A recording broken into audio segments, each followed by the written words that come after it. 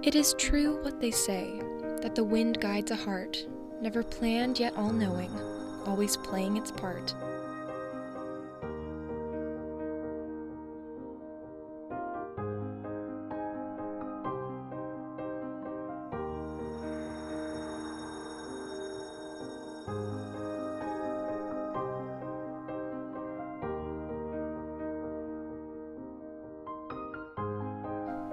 It was not long ago, in a forest of green, that the wind did start calling to a creature unseen. The creature a bear, a great grizzly no less, solitary and old, pawed with caress. She was strolling along, overstepping dead trees, when the wind started calling, no louder than a sneeze. The bear lifted her head, for the voice was so faint, her attention was focused on the trees oh so quaint. The bear listened closely. She could make out a scream, a small little squeal, near the old running stream. She followed the squeal, through the forest she did bound, for she had to move quick, lest the scream no longer sound. She breathed a heavy huff, cold air expelled from her nose. She was filled with a sense of fear, the wind carried her from her toes. She arrived at the river, the rapids white with unrest. In the center of the water, a branch with a nest. In the nest sat a marten, a baby so small. She was wailing for help, pleading she wouldn't fall. The bear had to take action. God forbid the baby drown. So she leapt in the water, her body wet and brown. She swam to the marten, her paws like large paddles. She told the baby to leap, to land on her back like a saddle.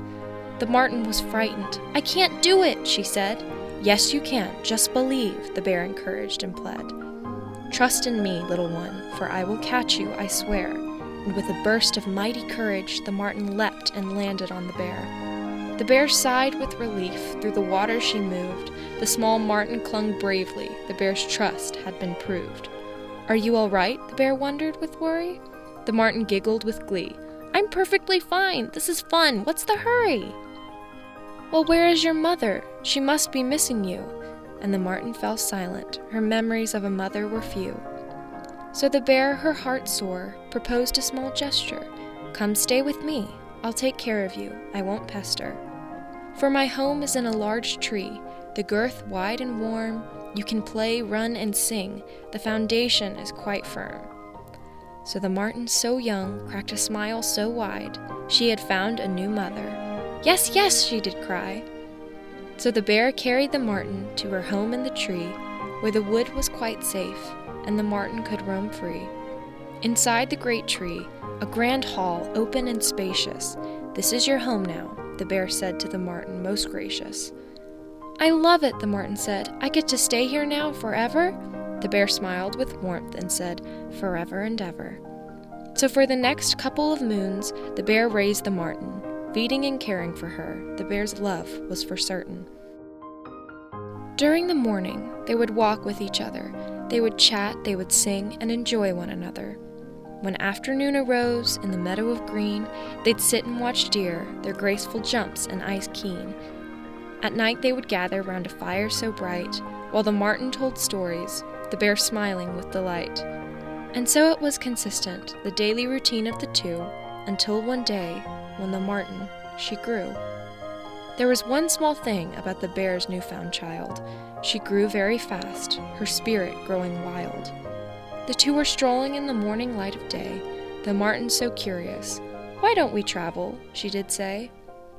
"But why travel away?" the bear asked with a giggle. "This is home. We should stay." The marten didn't even wriggle. She just stared into the trees, the wind whistling through her fur. The marten's curiosity blooming, the wind was calling to her. There is more to this life than just strolling along. The marten craved the uncommon, her will and mind strong. The bear became worried, for her love had grown so, that the thought of losing the marten made her turn to and fro.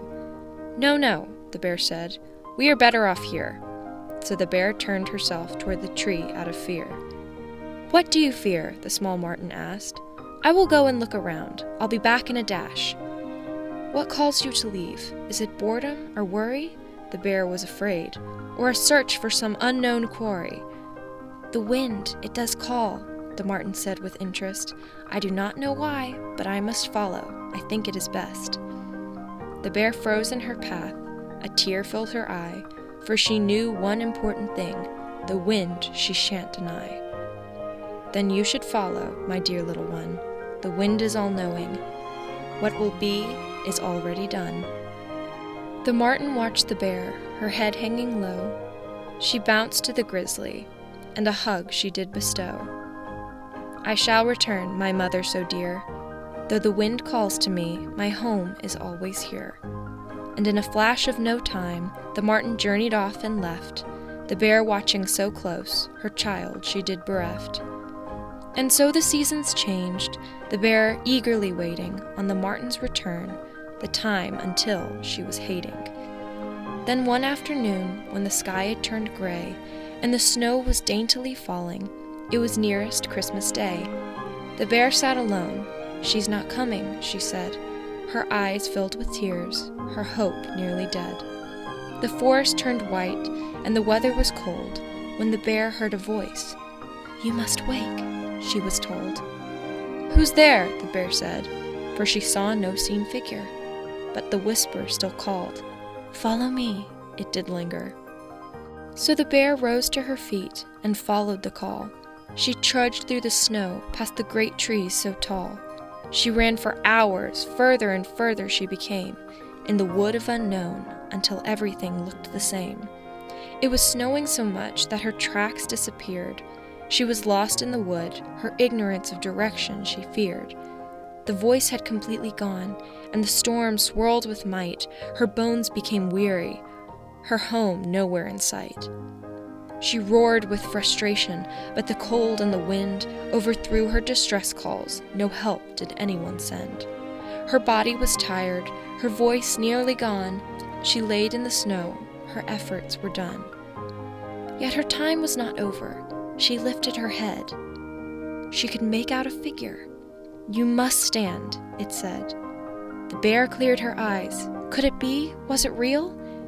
Yes, it could. It was true. 'Twas the marten, her eyes glowing teal. "Oh, mother, please stand. It is me. I am here." The marten snuggled under her chin, her body so near. Then the bear filled with warmth. She was no longer weak. Her marten had returned. The bear was unable to speak. The bear grabbed the marten and hugged her so tight, the storm began to settle, and the stars glowed in the night. "I hear you were lost," the marten said with love. "Let me guide you home, from the trees up above." And so the grown marten climbed up a pine and leapt through the branches. The bear followed just fine. The bear peered through the forest. She could see her fine home, where she shared loving memories with the marten alone. When they had returned to the tree in the wood, the bear said to the marten, "You came back, I knew you would." The marten did smile, her heart filled with delight. She was home with her mother. It was a beautiful sight. "What were you doing out there in the wood?" the marten asked, clearly intrigued. She held back as much as she could. The bear answered honestly, "'Twas the wind that guided me there." And she looked at the marten, who answered with a stare. "You heard it too," the marten said with wonder. "For it brought me there too.